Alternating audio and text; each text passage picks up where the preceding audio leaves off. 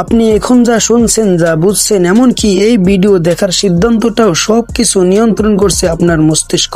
কিন্তু কখনো ভেবেছেন 1 কেজির একটি জটিল অঙ্গ কিভাবে আমাদের আবেগ, স্মৃতি, এমনকি আমাদের স্বপ্ন নিয়ন্ত্রণ করে? আজকের ভিডিওতে আমরা জানবো মানুষের মস্তিষ্কের অবাক করা উন্মোচিত রহস্য সম্পর্কে। মানব মস্তিষ্ক গঠিত প্রায় 86 বিলিয়ন নিউরন দিয়ে।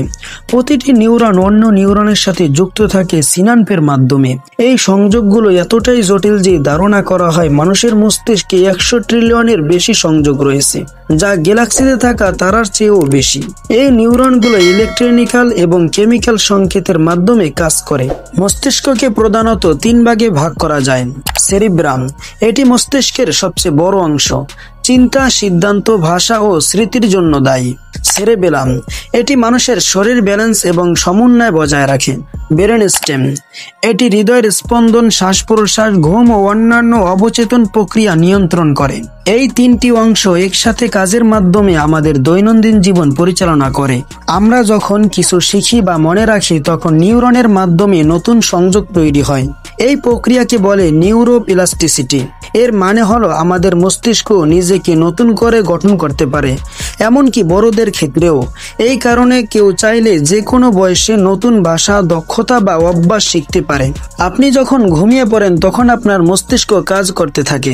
ঘুমের সময় ব্রেন স্মৃতি সংরক্ষণ করে এবং অপ্রয়োজনীয় তথ্য বাদ দিয়ে দেয় এবং পরবর্তী দিনের জন্য প্রস্তুতি গ্রহণ করে। এই সময় মস্তিষ্কের মধ্যে বিশেষ র্যাম স্লিপ ধাপে অনেক স্বপ্ন দেখা যায়। সেই স্বপ্ন আপনার আবেগ এবং চিন্তার মধ্যে প্রভাব ফেলে। আমাদের মস্তিষ্ক শুধু চিন্তা নয়, আবেগও নিয়ন্ত্রণ করে।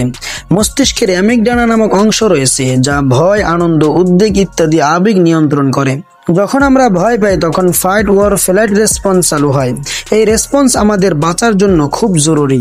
শিশুদের মস্তিষ্ক সবচেয়ে বেশি নমনীয় থাকে, এটি অনেক দ্রুত সংযোগ তৈরি করতে পারে। তবে বড়দের ক্ষেত্রেও যদি মানসিকভাবে সক্রিয় থাকা যায়, যেমন নিয়মিত বই পড়া, নতুন কিছু শেখা, তাহলে মস্তিষ্ক ততদিন কর্মক্ষম থাকে। এ কারণে বলা হয় মস্তিষ্ক একটি পেশির মতো, যত বেশি ব্যবহার করবেন ততই শক্তিশালী হবে।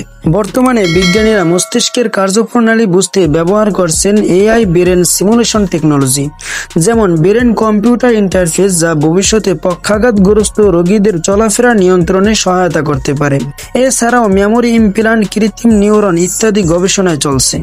মস্তিষ্ক এখনো আমাদের কাছে এক বিশাল রহস্য। এটি আমাদের অস্তিত্বের কেন্দ্রবিন্দু। আমাদের স্বপ্ন, পরিকল্পনা, চিন্তা সবই এর সৃষ্টি। আপনি যদি মানুষের এই জটিল মস্তিষ্ক সম্পর্কে জানতে চান, তাহলে আমাদের চ্যানেলটি সাবস্ক্রাইব করে রাখুন পরবর্তী ভিডিওর জন্য। ভিডিওটি ভালো লাগলে লাইক দিন, শেয়ার করুন এবং কমেন্ট বক্সে আপনার মূল্যবান মতামত জানিয়ে দিন। আজকের ভিডিওটি এখানেই শেষ করছি। দেখা হবে পরবর্তী ভিডিওতে ইনশাআল্লাহ।